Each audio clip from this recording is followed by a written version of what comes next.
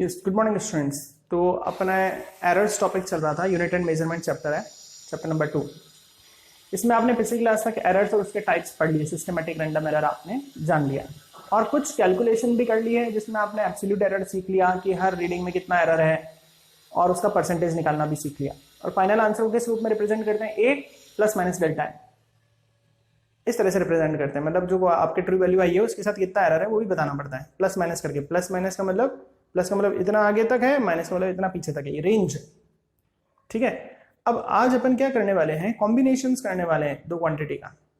ठीक है, और दो क्वांटिटी को जोड़ने के बाद अब एरर्स का क्या होगा ये सीखने जा रहे हैं। ठीक है, सपोज करिए कि अब अपना टॉपिक है कॉम्बिनेशन ऑफ एरर।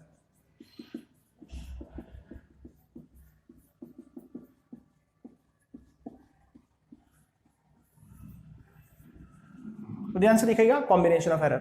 सपोज करिए एक क्वांटिटी है ए, लेकिन एग्जैक्टली उसमें कुछ एरर था, ए प्लस माइनस डेल्टा ए, इस रूप में उसमें कुछ ना कुछ एरर था। एक क्वांटिटी में कोई ना कोई एरर था, कितना था? प्लस माइनस डेल्टा ए का। एक क्वांटिटी है बी, उसमें भी कुछ एरर था।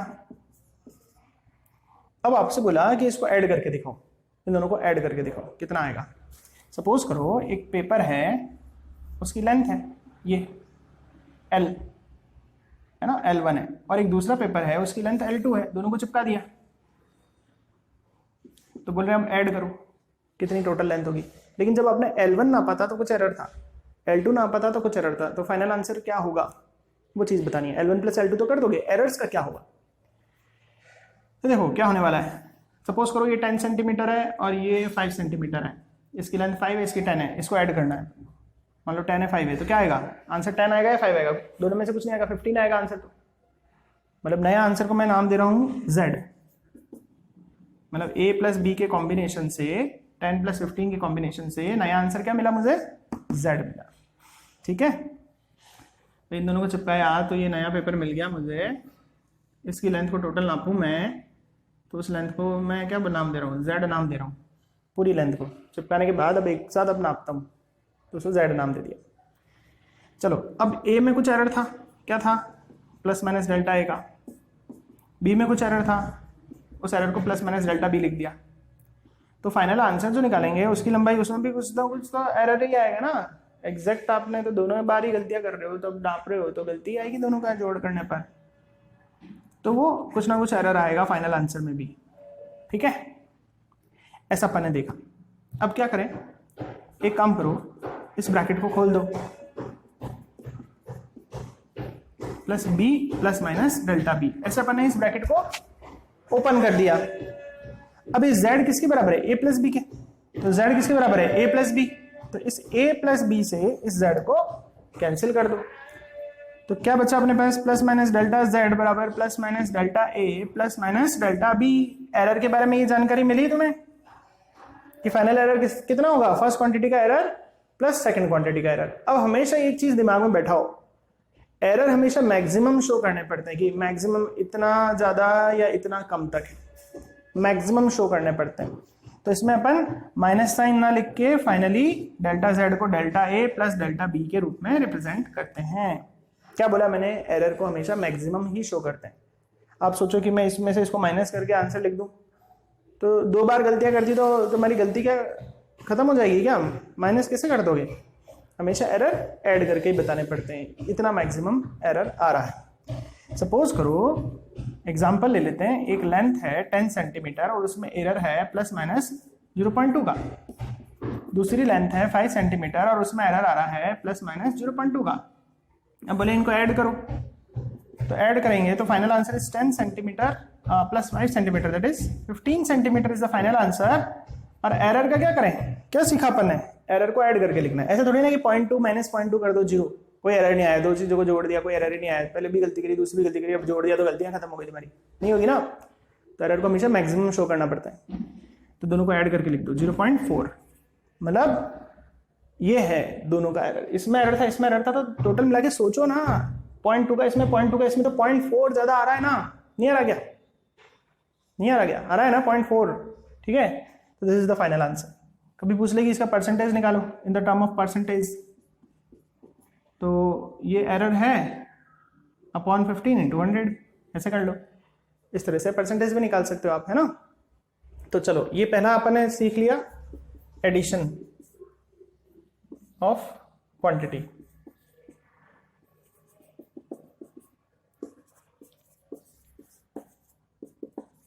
Error in add of quantity या एडिशन ऑफ क्वांटिटी लिख दो, ठीक है। इस तरह से अपने डेरिवेशन करा। फाइनली एरर्स को क्या करना है, ऐड करके ही लिखना है, ठीक है। सोच पा रहे होगे ना इस एग्जांपल से, इसमें 0.2 का, इसमें 0.2 का एरर है, तो फाइनली कितना हो जाएगा, 0.4 का हो जाएगा। या तो मान लो इसमें 0.2 कम है, इसमें 0.2 कम है, तो फाइनल आंसर 0.4 कम होगा। होगा कि नहीं होगा।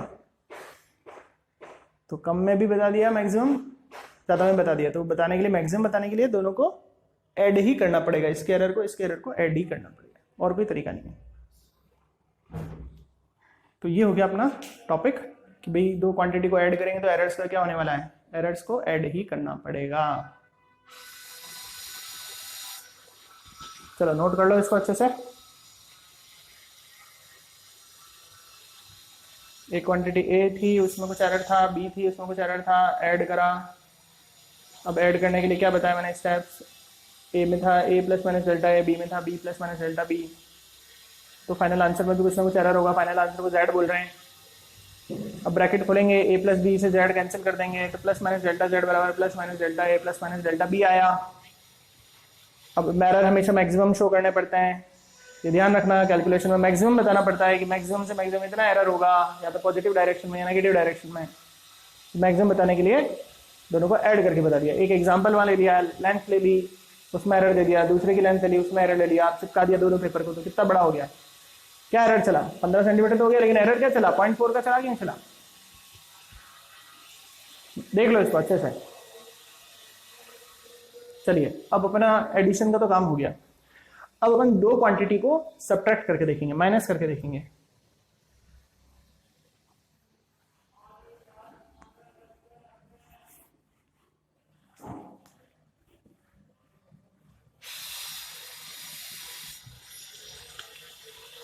अब देखें, अब है अपना error in subtraction of quantity.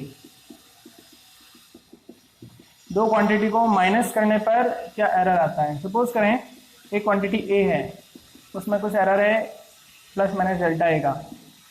एक क्वांटिटी बी है, उसमें कुछ एरर है प्लस माइनस डेल्टा बी का। अब टास्क दिया गया, इसमें से इसको माइनस करो। टास्क क्या दिया गया, इसमें से इसको माइनस करो, घटा के बताओ कितना आंसर आएगा, ठीक है ना। तो अब जो आंसर आएगा, मान लो ये 30 है, ये 10 है, तो घटाएंगे तो 20 आएगा ना आंसर।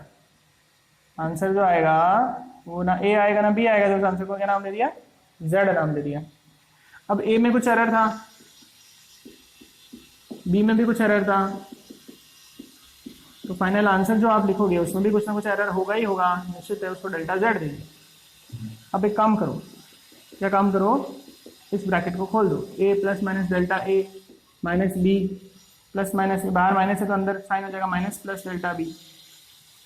अब देखो z किसके बराबर था, a माइनस बी, z किसके बराबर है, a माइनस बी के, तो ये कट जाएगा दोनों। क्या बचा, प्लस माइनस डेल्टा z बराबर plus minus delta a minus plus delta b, ठीक है। अब एरर्स हमेशा मैक्सिमम बताने पड़ते हैं, चाहे दो चीज़ों को ऐड करो या माइनस करो, बताना पड़ता है कि मैक्सिमम से मैक्सिमम हमारा इतना एरर आता है। तो ध्यान रखना, हमेशा एरर जब भी हो क्वांटिटी में, तो फाइनल एरर बताने के लिए अपन को ऐड कर देना है। तो दो बार तुमने गलतियां करी, तो क्या तुम्हारी गलतियां कम हो जाएगी, क्या नहीं होगी ना। चाहे दो चीज़ों को जोड़ो घटाओ, गलतियां तो तुम्हारी कम नहीं होगी। तुम कहोगे मैं माइनस करके लिख देता हूँ एरर को, पहले 0.2 आया, फिर 0.2 आया, माइनस करके 0 एरर हो गया मेरा। तो दो चीज़ों को माइनस करा और 0 आंसर आ गया एरर में, ऐसा थोड़ी ना होगा। दो बार गलतियां करी, गलतियां कहाँ जाएगी तुम्हारी, गलतियां तो करी ना, ठीक है। तो हमेशा मैक्सिमम रिजल्ट ही शो करना पड़ता है, तो इस बार भी delta A plus delta B ही करेंगे। तो चाहे दो क्वांटिटी को ऐड करो, चाहे दो क्वांटिटी को सब्ट्रैक्ट करो, एरर्स हमेशा लास्ट आंसर में ऐड करके ही बताने हैं। देख लें इसको, नोट कर लें।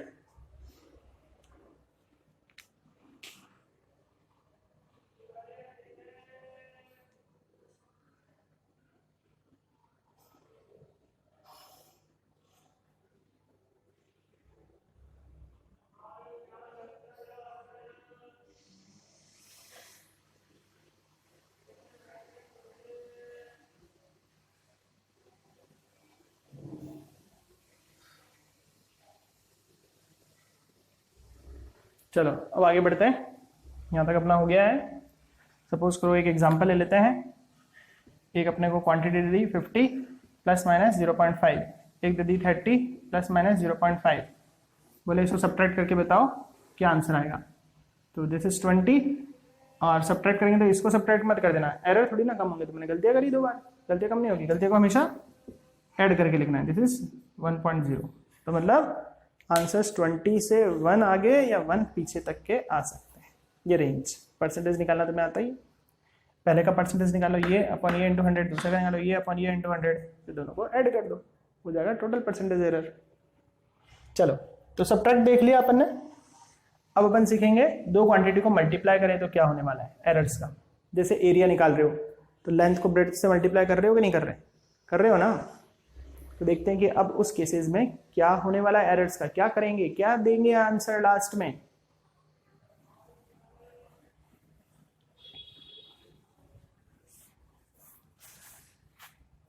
तो देखो अब है एरर इन मल्टीप्लिकेशन।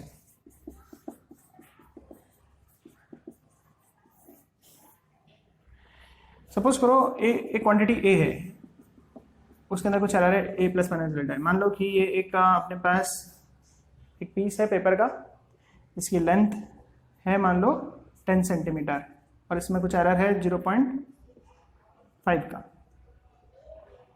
0.05 सेंटीमीटर का एरर चल रहा है। और दूसरी क्वांटिटी b है, उसमें भी कुछ एरर है। मान लो ये ब्रेड्थ है, लेंथ के बाद ये ब्रेड्थ है, इसकी ब्रेड्थ है मान लो 5 सेंटीमीटर और इसमें भी कुछ ना कुछ एरर है। मान लो 0.5 का एरर इधर भी चल रहा है, कुछ भी हो सकता है, 0.5 का चल रहा है लेट।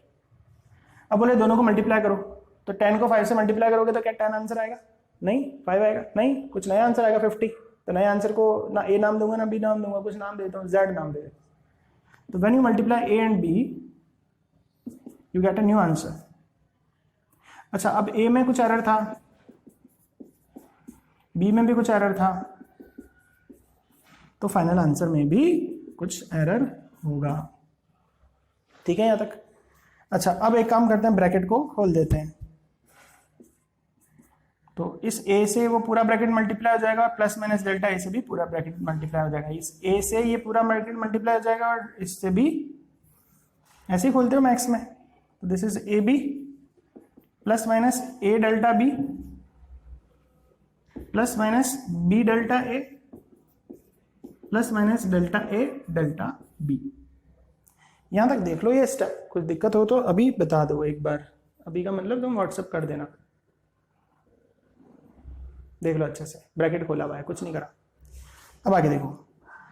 अब एक चीज देखना, इस अगर z को इन पूरे को z से डिवाइड दे दूं, z मीन्स ए बी। मतलब एक नई बात तुम्हें सिखाता हूं। क्या बात सिखाते हैं? जब भी मल्टीप्लाई या डिवाइड का केस आए तो फाइनल आंसर में रिपोर्ट आपको परसेंटेज एरर के रूप में करना है। ये ध्यान रखना। वापस बोल रहा हूँ एक चीज, जब भी आपके मल्टीप्लाई या डिवाइड आए तो रिपोर्टिंग क्या करनी है? फाइनल आंसर में परसेंटेज के रूप में ही रिप्रेजेंट करना है। तो इसके लिए परसेंटेज के रूप में रिप्रेजेंट करने के लिए अपन को रिलेटिव एरर देखना पड़ेगा। पिछले लेक्चर में रिलेटिव एरर सिखाया था। रिलेटिव एरर क्या है? किसी क्वांटिटी को उसकी मेन ट्रू वैल्यू से डिवाइड दे दो। तो यहाँ पे ट्रू वैल्यू क्या है? z है, उसी से सबको डिवाइड दे दिया। तो रिलेटिव एरर निकालना, फिर परसेंटेज एरर निकाल देना। तो देखो मैंने इधर भी z इधर भी z रिलेट कर दिया। इस z से z कट गया, z is A B cut गया, z इज ए बी। देखो अब यहां पर लिख देता हूं, यहां पर क्या बचा? 1 डेल्टा z बाय z।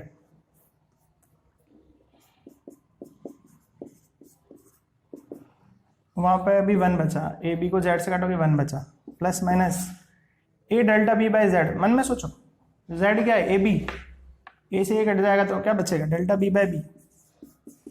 थोड़ा मन में भी सोचा करो। अब z क्या है? ए बी, बी से बी कट जाएगा तो डेल्टा ए बाय ए बचेगा। नहीं समझ में आया? वापस बैक करके देखना। z क्या है? A B. अब ये डेल्टा ए डेल्टा बी क्या है? एरर्स। ये बहुत छोटे होते हैं। छोटी क्वांटिटी को मल्टीप्लाई करोगे, फिर उसको z बहुत बड़े आंसर से डिवाइड दोगे तो आंसर करीब करीब 0 के बराबर ही आएगा। तो इस चीज को आंसर नेगलेक्ट कर देंगे। नेगलेक्ट का मतलब बहुत छोटे आंसर आएंगे, 0.000 समथिंग आएंगे, तो अप्रॉक्स जीरो में क्या बराबर आएंगे। भाई सोचो ना कि बहुत छोटी चीज को बहुत बड़ी चीज से डिवाइड दोगे, भाई एरर्स बहुत ज्यादा नहीं होते, ध्यान रखना कैलकुलेशन में बहुत पॉइंटों में होते हैं एरर्स, और बड़ी क्वांटिटी से उसको डिवाइड दोगे तो आंसर तो बिल्कुल पॉइंट में भी 0 के रूप में आएंगे, तो 0 ही मान लेना, उसको नेगलेक्ट कर देना। तो लिखा ही नहीं मैंने। अब 1 से ये 1 कट जाएगा तो क्या बचा, plus minus delta Z by Z delta A by A plus delta B by B. ठीक है, हमेशा मैक्सिमम ही शो करना है एरर, तो हमेशा पॉजिटिव वाले ही लिखना है अपन को। ठीक है, इस तरह से परसेंटेज के रूप में लिखना है अपन को हमेशा, तो इंटू 100 कर देना, इंटू 100 कर देना, इंटू 100 कर देना। इस तरह से अपन को रिपोर्टिंग करनी होती है। ठीक है, जैसे अगर वो क्वेश्चन आ जाए लेंथ और ब्रेड्थ, तो उसकी क्या रिपोर्टिंग दे, देखना। लेंथ है 10, ब्रेड्थ है 5, तो दिस इज 50, प्लस माइनस लिख देना। अब मैंने क्या बोला, लास्ट आंसर परसेंटेज के रूप में बताना। कैसे बताएं, ए का परसेंटेज कितना होगा, delta A by A into 100, ये delta A by A into 100 कितना होगा, 0.5 अपॉन 10 इंटू 100 कितना होगा, this is 5%, plus delta B by B into 100, 0.5 upon 5 into 100, point हटेगा 10, दिस इज 10%, एरर इज 10%, है कि नहीं। सोचो ध्यान से, क्या बोल रहा हूं, ए में एरर, बी में एरर, परसेंटेज निकाल के जोड़ दो, that is the percentage error of final answer. तो दोनों को जोड़ दो, 5% plus 10%, this is 15%, this is the final answer. 15% का एरर चल रहा है। देखें, इस तरह से करा जाएगा कैलकुलेशन। अपन कैलकुलेशन के नियम सीख रहे हैं कि भाई ऐसे नियम बना दिए साइंटिस्ट लोगों ने बैठ के, उनकी यूनियन ने, तो अपन को इसको फॉलो करना है। अपने को ज्यादा आर्ग्यूमेंट नहीं करना कि भाई ऐसा क्यों वैसा क्यों। उन्होंने कुछ नियम बता दिए, हाँ भाई ऐसा करो, पूरे वर्ल्ड में यूनिफॉर्मिटी लानी थी उनको, तो लिया यूनिफॉर्मिटी कि भाई ऐसे कर लो सारे वर्ल्ड के लोग, अब बुकों में छाप दो, प्रिंट कर दो, और उस बुकों को सारे वर्ल्ड के लोग पढ़ो तो कंफ्यूजन नहीं होगा, सबको सेम चीज ही समझ में आएगी। तो ऐसे कुछ कॉमन रूल्स बना दिए, तो कैलकुलेशन के कुछ रूल्स बना दिए, उनको अपन सीख रहे हैं, हाँ भाई ऐसे करनी है, ऐसे करनी है, ऐसे करनी है। ठीक है, क्यों करनी है, क्यों, इसका कोई लॉजिक नहीं है, क्यों करनी है उसका कोई लॉजिक नहीं है, हाँ भाई करनी है ऐसे। उन्होंने कुछ लॉज नियम बनाए तो फॉलो कर लेना है। भाई केमिस्ट्री में पढ़ते होगी, नॉमेनक्लेचर कर रहे हो, तो जहाँ से ब्रांच क्लोज पड़ती वहाँ से नंबर देना है। भाई वहाँ से दे देते, तो वहाँ से दे देते जहाँ से क्लोज नहीं पड़ रही थी, तो क्यों दे रहे हो वहाँ से, कोई लॉजिक है क्या, कोई लॉजिक नहीं है। कुछ सेट ऑफ रूल्स बना दिए, उनको फॉलो करना है पूरे वर्ल्ड को, ताकि सब लोगों के लिए समानता हो जाए। चलो देख लो, ये तो ये ही करना है जब भी कैलकुलेशन करना है, इस तरह से रिपोर्टिंग देनी है। अगर दो क्वांटिटी को कभी मल्टीप्लाई करना पड़ जाए तो हमेशा परसेंटेज एरर के रूप में देना है। तो परसेंटेज के लिए पहले रिलेटिव पता होना चाहिए। रिलेटिव के लिए क्या करना पड़ेगा, इस लाइन में रिलेट करना पड़ेगा मेन क्वांटिटी से। मेन क्वांटिटी क्या है यहाँ पर, z। चलो अब सीखते हैं अपन डिवीजन का केस। यहां तक नोट कर लिया होगा आपने, देख लो एक बार और अच्छे से, स्क्रीनशॉट लेके उसको अच्छे से वापस पढ़ भी लेना है ना। चलो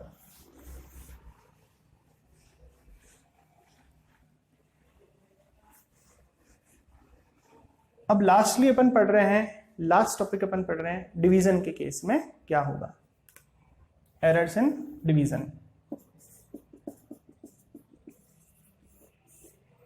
जैसे आपको डेंसिटी निकालनी हो तो किसको डिवाइड करोगे, मास को वॉल्यूम से। मास में भी एरर हो सकता है, वॉल्यूम में भी एरर हो सकता है, आपके इंस्ट्रूमेंट के कारण हो सकता है, वो अपन ने रीजन देख लिए, बहुत सारे कारण हो सकते हैं। ठीक है, दोनों में एरर हो सकता है। तो ऐसे डिवाइड का केस भी तो आ सकता है कभी। तो क्या करेंगे फिर उस केस में, भाई आपको दे दिया एक क्वांटिटी का मास है 10 kg और उसमें एरर है ±0.5 का, ठीक है, और वॉल्यूम दे दिया मान लो कि 2 मीटर क्यूब दे दिया, लेट 2 मीटर क्यूब, लेट यूँ ही लेट कर रहे हैं, कुछ भी कर सकते हैं। या चलो इसको बढ़ा देते हैं 500 kg, और इसमें एरर चल रहा है वही 0.5 का। जरूरी नहीं दोनों सेम हो, जरूरी नहीं है, मैं लिख रहा हूँ तो क्या हो गया 0.2 भी हो सकता है, 0.2 कर दो चलो। अब बोले डेंसिटी निकालो, तो कैसे निकालोगे? मास को क्या करोगे, डिवाइड करोगे ना वॉल्यूम से। मास तो 500 kg है, वॉल्यूम है 2, इसका है 0.5, इसका है 0.2, तो क्या आंसर लिखें, कैसे लिखें? तो वही तो सीख रहे हैं, अब कैसे आंसर लिखें, क्या आंसर लिखेंगे इसका। ऐसा क्वेश्चन आ गया तो एक पैटर्न सिखा दिया आपको, ऐसा ही क्वेश्चन आ जाए यही करना है। क्या करना है ये सिखा रहा हूँ। जैसे एक क्वांटिटी ए है जस्ट लाइक दिस, उसमें कुछ एरर है। एक क्वांटिटी बी है जस्ट लाइक दिस, इसमें कुछ एरर है।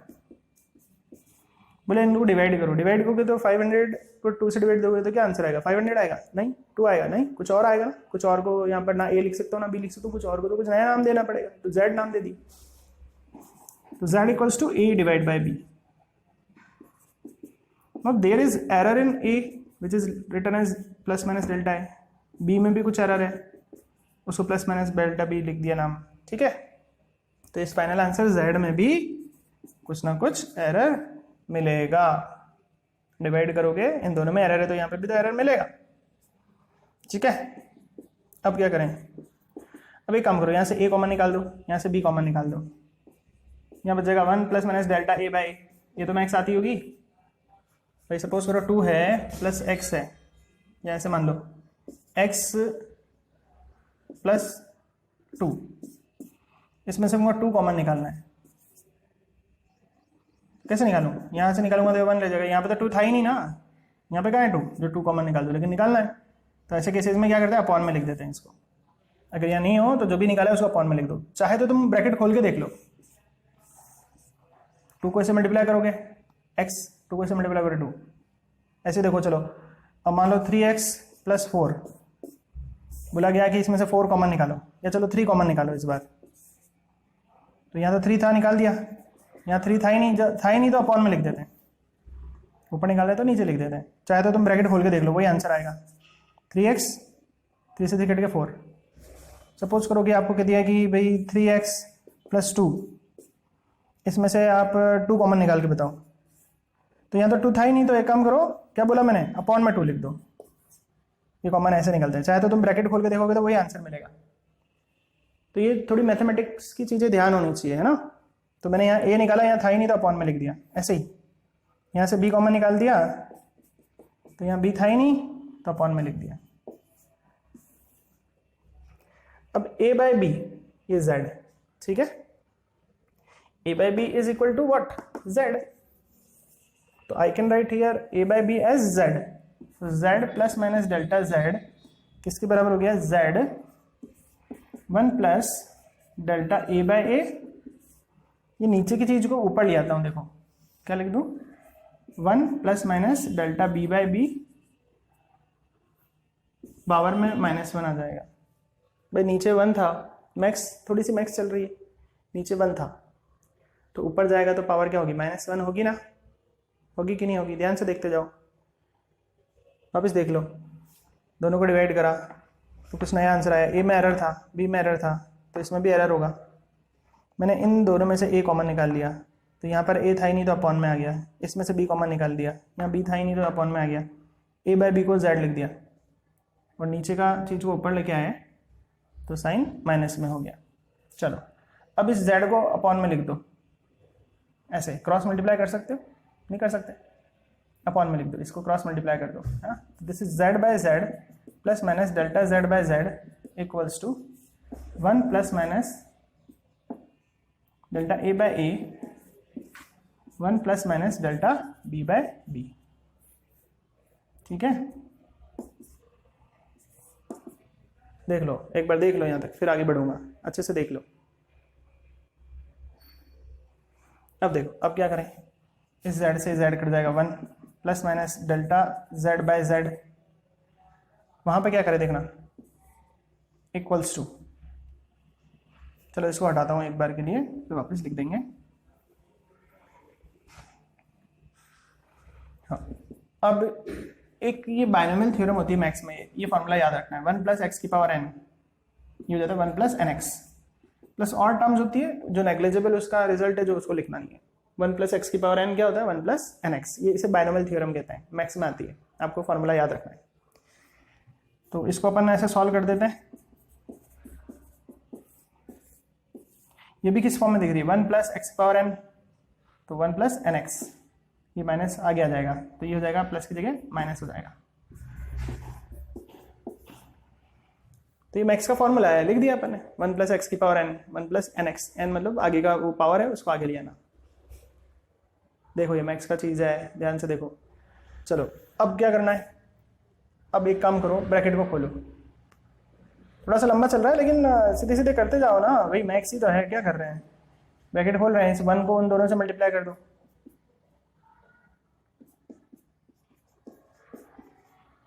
इस डेल्टा ए को इन दोनों से मल्टीप्लाई कर दो,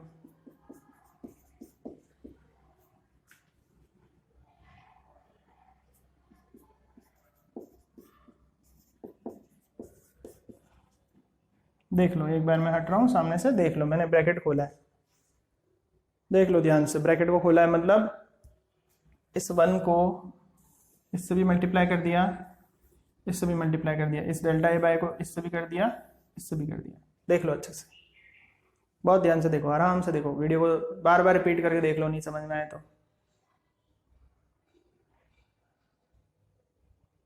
चलो अब ये 1 इधर जाएगा, 1 से 1 कट जाएगा, ये delta A delta B by A B, ये तो नेगलेक्ट हो जाएगा। क्यों हो जाएगा, क्योंकि डेल्टा ए डेल्टा बी बहुत छोटे हैं और ए बी से डिवाइड देंगे वो उसके मुकाबले बहुत बड़ा है। बहुत छोटे आंसर को बहुत बड़े से डिवाइड दोगे तो पॉइंटों में आंसर आएगा 0.00 समथिंग कुछ, that is approximately equal to 0। अब फाइनली अपने को मैक्सिमम एरर के रूप में देना है तो पॉजिटिव साइन ही यूज करना है, this is delta A by A, वैसे ही आंसर आ गया जो मल्टीप्लाई में आया था। तो इसमें भी ध्यान रखना है आपको, in the form of percentage error के रूप में ही आंसर देना है। तो delta z by z into 100, percentage में ऐसे करते हैं, a का परसेंट के लिए इंटू 100, b के परसेंटेज के लिए इंटू 100। तो कहने का मतलब मल्टीप्लाई और डिवाइड के सेम ही केस में, अभी डिवाइड भी एक तरह का मल्टीप्लाई तो है, जैसे a/b, तो इसको a इंटू बी पावर -1 लिख दो ना, वो भी तो मल्टीप्लाई है, तो एक तरह से। तो ये है फाइनल आंसर, देख लो एक बार, नोट भी कर लो। एग्जाम्पल लेते हैं इसका, एक कोई क्वेश्चन लेते हैं, क्वेश्चन लेंगे तब और बेटर समझ में आएगा, है ना। लेकिन हुआ पूरा प्योरली मैक्स कैलकुलेशन है, कुछ नहीं, इधर से कॉमन निकाला, उधर ले गए, इधर ले गए, कुछ नहीं हो रहा, मैक्स का कैलकुलेशन है बिल्कुल। 1 + x की पावर n का फॉर्मूला लगा दिया, 1 + nx।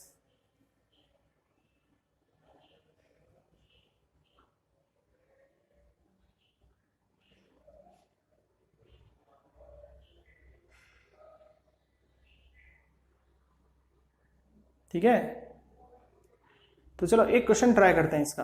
मैंने क्या बोला, लास्ट आंसर में वही करना है, परसेंटेज एरर निकालने, दोनों के ऐड करना है, और अपने पास क्या निकला, दोनों के परसेंटेज एरर को ऐड करना है, मैक्सिमम ही बताना है। तो एरर के साथ क्या होने वाला है, ये होने वाला है। अब जैसे मैंने क्वेश्चन दिया था, तो मैं वापस से देता हूँ, एक बॉडी का मास देता हूँ 500 ± 0.5 का एरर था, वॉल्यूम था 2 cm3, एरर था 0.2 का। बोल रहे डेंसिटी निकालो, डेंसिटी को ये भी ध्यान रख लो, ऐसे सिंबल से शो करते रो। तो फिजिक्स में बहुत कंफ्यूजिंग है कि रेजिस्टिविटी को भी रो कह रहे हैं, डेंसिटी को भी रो कह रहे हैं, तो कह रहे हैं, ध्यान रख लो। चलो तो अब देखते हैं इस क्वेश्चन का क्या सॉल्यूशन होगा। इसको तो मैं मिटा देता हूं, या रखे रहने देते, क्या फर्क पड़ रहा आपने।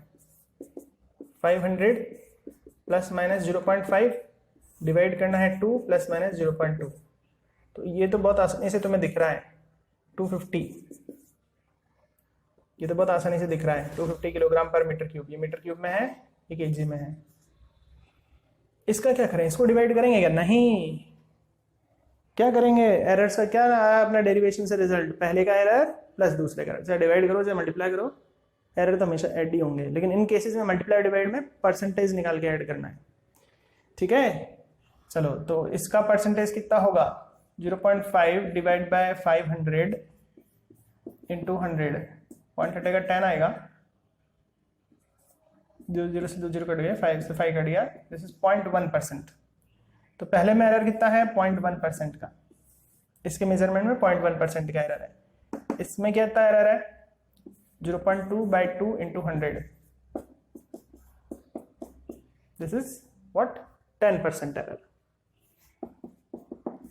तो फाइनल आंसर में क्या लिखेंगे ±10.1%। इस तरह से रिपोर्टिंग देंगे। देख लें, अच्छे से देख लें, क्वेश्चन भी अच्छे से नोट करना अपनी कॉपी के अंदर। डिवाइड करेंगे तो क्या होने वाला है, किस तरह से अपन को रिप्रेजेंटेशन देना है, ये सिखा दिया आपको।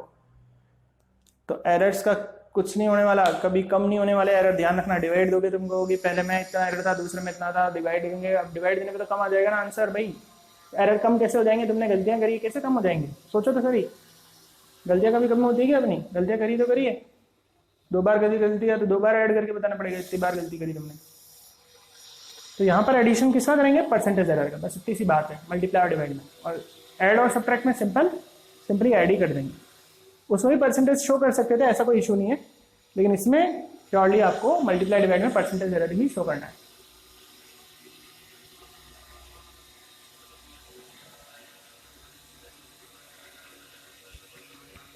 चलो यहां तक हो गया होगा। अगर टॉपिक हार्ड लग रहा है, कंफ्यूजन हो रहा है, तो एक ही ऑप्शन है, एक क्या 2 ऑप्शन है। एक ऑप्शन तो ये है कि भाई बार बार देख लो वीडियो, उससे वैसे क्लियर हो जाता है। दूसरा ऑप्शन है नहीं समझ में आए तो एक बार मेरे को रिप्लाई कर दो, व्हाट्सअप कर दो, मैं एक बार और वीडियो बना के भेज दूंगा, ठीक है। बस यही हो सकता है, समझना तो पड़ेगा अपन को। हर साल ही बच्चे होते हैं 11th में, हर साल ही उनको समझना पड़ता है, समझ में आ ही जाता है आगे पीछे। तो आप कोई नए तो है नहीं कि भी हाँ भी नहीं आ रहा क्या नहीं आ रहा तो कोई बात नहीं, एक बार नहीं आ रहा तो 2 बार देखो वीडियो, 3 बार देखो, 4 बार देखो, आ जाएगा। क्यों नहीं आएगा, सबको आता है, आप कोई नए थोड़ी ना, सबको आएगा। तो कहने का मतलब क्या हो गया कि एरर्स को जोड़ के ही लिखना है। मल्टीप्लाई और डिवाइड आए तो परसेंटेज एरर निकाल के उनको जोड़ के लिखना है। सिंपल ऐड या सब्ट्रैक्ट आए तो सिंपली ऐड करके लिख देना है। एरर को तो ऐड ही करना है, ये ध्यान रखना। गलतियां तो आपको पूरी बतानी पड़ेगी, इतनी बार गलती करिए, इतने सारी गलतियां करिए, कम नहीं होगी आपकी गलतियां, ठीक है। और मल्टीप्लाई करने से क्या गलतियां एकदम से बढ़ जाएगी क्या, 2 बार ही करी और कह दो कि मेरी इतनी सारी बार करी गलतियां, ऐसे थोड़ी ना बोलेंगे। चलो अब देखते हैं, सपोज करो आपको कह दिया कि भाई एक क्वांटिटी है, क्वेश्चन आ गया x equals to V square, ऐसा कह दिया x equals to V square. बोले इसका आप एरर बताओ, इसके एरर को शो करो। तो कैसे करें, वी स्क्वायर का मतलब क्या हो गया वी मैंने बोला कि इसके एरर्स को शो करो, परसेंटेज एरर को शो करो। तो कैसे शो करें, बोला कि represent percentage error in quantity, इस क्वांटिटी में परसेंटेज एरर शो करो, ठीक है। डेल्टा वी की वैल्यू दे रखी हो तो ठीक है, नहीं दे रखी हो तो फिर इस तरह से करेंगे। क्या करा था मल्टीप्लाई में, क्या करा था अपन ने, मल्टीप्लाई में क्या रूल करा था, पहले का परसेंटेज एरर प्लस दूसरे का परसेंटेज एरर, यही करा था ना। This is delta V by V into 100, या रिलेटिव भी बताना है अगर मान लो, रिप्रेजेंट परसेंटेज एरर या रिप्रेजेंट, दोनों बता देता हूँ, relative error and percentage error in given quantity. तो इसका रिलेटिव और परसेंटेज एरर निकालना है। तो कैसे निकालें, इसका रिलेटिव एरर हो जाएगा डेल्टा वी बाई वी, इसका हो जाएगा delta V by V, this is 2 delta V by V. और परसेंटेज एरर बताना है तो क्या हो जाएगा इंटू 100। इस तरह से अपन को ये करना है क्वेश्चन। तो मैंने तो यहाँ पर डेल्टा वी के टर्म में दे दिया, अगर कोई वैल्यूज भी दे दें, जैसे लेंथ की वैल्यू दे दे, ब्रेड्थ की वैल्यू दे दें, तो उन वैल्यूज को भी ऐसे कर देना है। समझे बात को, नोट कर लो ये क्वेश्चन कि अपन को दे रखा है x इक्वल्स। अच्छा एक चीज और देखी ना तुम्हें, क्या देखी, ये शॉर्टली देखी तो ये पावर में जो भी चीज थी वो आगे आ गई, देखो 2 आगे आ गया। तो डायरेक्टली भी ऐसे भी लिख सकते हो, it's relative error is 2 delta V by V. नहीं डायरेक्ट लिखो तो ऐसे 2 बार लिख के ऐसे समझ लो, कॉन्सेप्ट वाइज समझ लो, ठीक है। देखो एक बार लिखो इस क्वेश्चन को कि x थी एक क्वांटिटी, वो v स्क्वायर के बराबर थी, आपको रिप्रेजेंट करना है इस x में कितना रिलेटिव एरर होगा, तो इन्हीं चीजों से पता चलेगा। इसका रिलेटिव एरर प्लस इसका रिलेटिव एरर बराबर इसका relative error. This is delta x by x पता करना था आपको, तो ये करा। फिर आपको क्या करना था, इसका परसेंटेज एरर पता करना था। ऐसा क्वेश्चन बोला था, तो परसेंटेज के लिए इंटू 100 करते हैं, तो मतलब उसका रिलेटिव एरर को इंटू 100 प्लस इसके रिलेटिव एरर को इंटू 100, है ना, तो ये आ जाएगा। या फिर ये 2 बार दिख रहा है ना, इंटू 100 डायरेक्ट ही कर सकते हैं। देख लो, ये ऐसा मैंने क्वेश्चन सिखा दिया आपको। चलो एक और क्वेश्चन ट्राई करते हैं।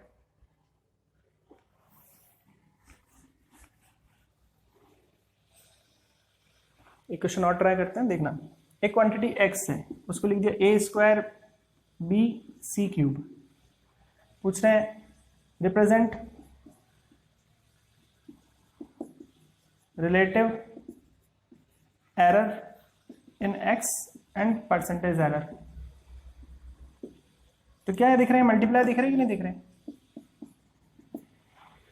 अगर रिलेटिव नहीं भी बोलता तो रिलेटिव ही बताना था, क्योंकि मल्टीप्लाई डिवाइड में रिलेटिव ही बताते, परसेंटेज ही बताते हैं, ये ध्यान रखना। ये सिखाया ना अभी इतना। तो कभी कभी ये रिलेटिव वर्ड ऐसा भी आएगा कि देगा ही नहीं, वो बोल देगा रिप्रेजेंट एरर इन एक्स, इतना ही बोल देगा, एरर इन एक्स, परसेंटेज भी नहीं बोलेगा। तो वो तो अपन को ध्यान होना चाहिए, अपने मन में है ध्यान होना चाहिए कि अगर मल्टीप्लाई डिवाइड के केसेस होते हैं क्वांटिटीज के, तो क्या रिप्रेजेंट करते हैं, रिलेटिव एरर्स का एडिशन। इसका रिलेटिव एरर क्या होगा, इनके रिलेटिव एरर का एडिशन, और फिर परसेंटेज भी बता देना। तो this is delta x by x equals to a square. चाहो तो इसको ऐसे लिख दो, a b c c। This is delta a by a plus delta a by a plus delta b by b plus delta c by c plus delta c by c plus delta c by c। या इसको direct ही लिखना हो तो भी लिख सकते हो, twice, यहाँ पे दिख रहा है twice delta a by a plus delta b by b plus ये 3 आगे लिख दो, या फिर ये 3 बार करके भी वही आंसर आ रहा है, 3 delta c by c। This is delta x by x, ये फाइंड करना था। अब बोले percentage error into 100 2 delta a by a into 100 plus delta b by b into 100 plus 3 delta c by c into 100। ऐसे करना है अपने को, ठीक है। करो इसको नोट जल्दी से।